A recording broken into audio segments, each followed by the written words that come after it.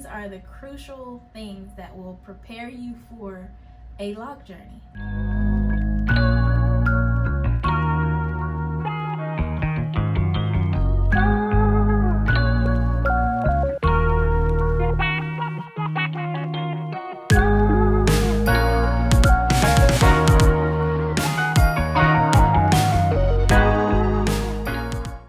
Hey beauties, welcome back to my channel. All right, it has been forever, I feel like, since I gave y'all a video on just my hair.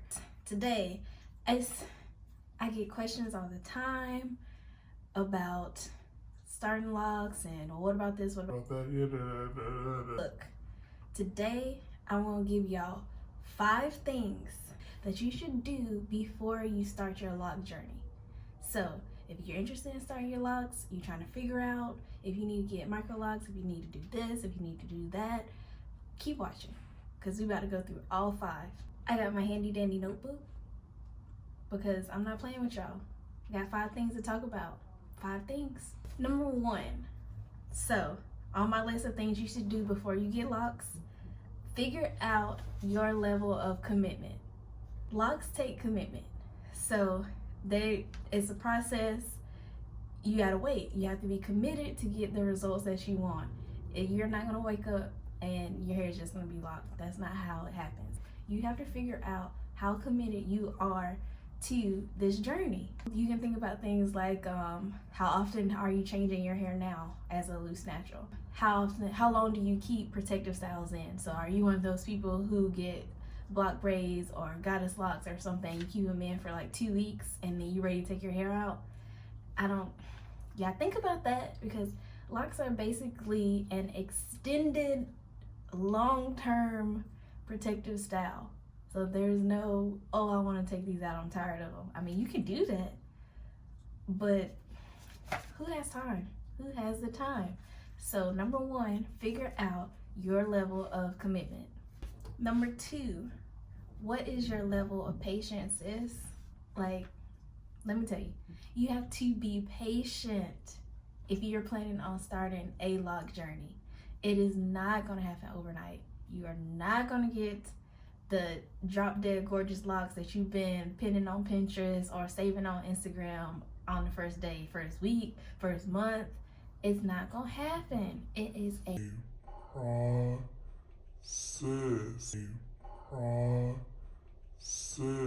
that requires patience. You have to be patient. So what is your level of patience? It's my one tip for that is just don't focus so much on the pics, the inspo pics, your lock crush pics. Like, don't focus on that, because it took them a while to get where they are. Before you even put a piece of lock or start a lock in your head, think about your level of patience. How patient are you? All right, number 3, figure out your reason why. Why do you want to start your lock journey? Is it, for me, I didn't enjoy doing my loose natural hair. I was a protective hairstyle queen. I didn't want to do hair. It was too much work. It was inconvenient for me going to work every day. It was just a headache. I just didn't want to do it. I've always wanted locks.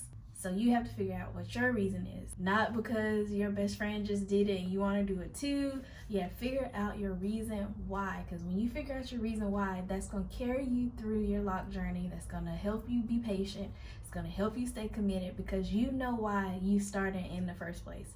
So don't start your locks until you figure out why you want them. Like, I can't reiterate it enough. Lose the pictures, lose the inspo pictures, because they are only going to haunt you and taunt you. And I promise you that you won't find a person here on YouTube or on Instagram that says that they started their locks and they came out exactly how they saw it in the pics. You can't control how your hair is going to grow, and nobody's hair is the same. So you can't expect your hair to look like Jane's. It's not going to happen. So that can't be your reason why. It can't be your focus. It can't be why you're committed. You got to figure it out. You got to figure it out for yourself. You got to figure it out. All right, number 4. Number 4 is a big one, y'all. It's like it's a YouTube video on its own. but I'm dropping it in here because it is very important for you to do this before you start your lock journey. Do your research.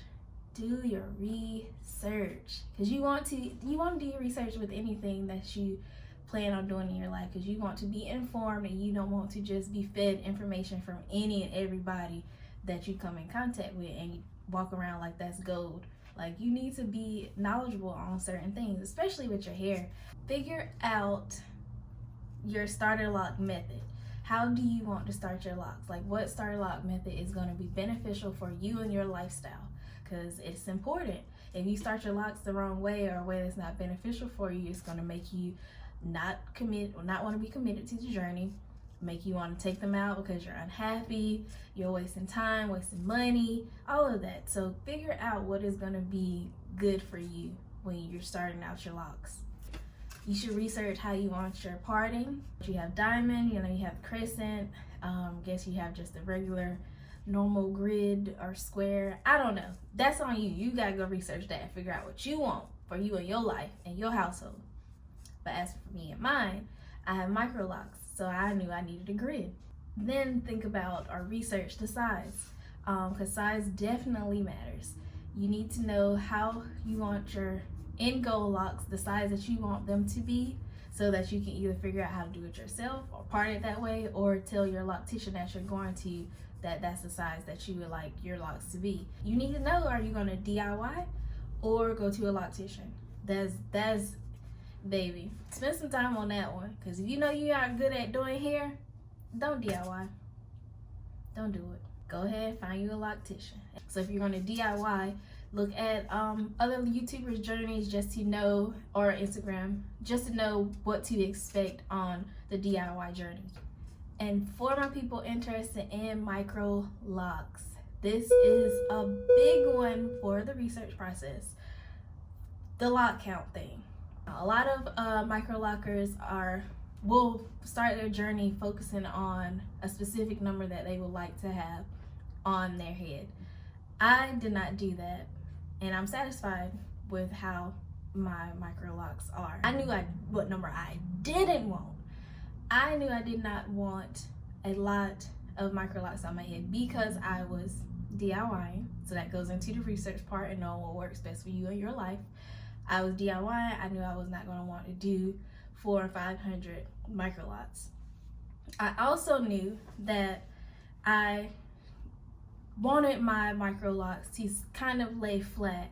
I've never been able to enjoy flatter hair where I can just pull it into a ponytail and it doesn't make my head hurt or any of that when I was loose natural. So I tried to skim down the number of possible Microlocs, especially in this middle region of my hair, because I just didn't want to deal with the thickness. So that's something to consider when I mentioned it though on the list, to think about your end goal and how you want your hair to lay and how you want your hair to look. I wanted mine to lay flat, still have volume, like I still have volume and thickness, but I wanted them to lay flat where I can have an easy life trying to put them in ponytails and buns and stuff. So make sure you're thinking about that, not thinking too heavily and focusing heavily on a lock number, but focusing more on how you want your hair to lay. And number 5 could probably go under research as well, but I put it separately. Figure out how you want to have your locks maintained. And here's the why. You need to figure out how you want your locks to be maintained because they have different pros and cons. So if you're someone who likes the fresh scalp look, fresh styled locks all the time, you should think about it really heavily if you're going to do retwist or you're going to interlock, because with retwisting, you want your styles and your fresh retwist and your scalpy neat looks won't last but a few days, versus interlocking, you can have that style for a little longer. But there's pros and cons to both. That's just something for you to think about before even starting your lock journey. So those are the 5 things that I think you should do before you get locks. These are the crucial things that will prepare you for a lock journey. Like, think about those things. Like, I'm challenging you. Go and think about it. Are you patient, sis? Can you be committed? Do you have commitment issues? How you want your locks to lay? Are you gonna DIY? You answer me. Oh, you don't know. Go research. Go figure it out, because it's something you gotta think about. But that's all I have for y'all today. I hope that you enjoy these 5 tips. I hope that you apply them, especially if you're considering a lock journey. But thanks for watching, and I'll see you on the next one.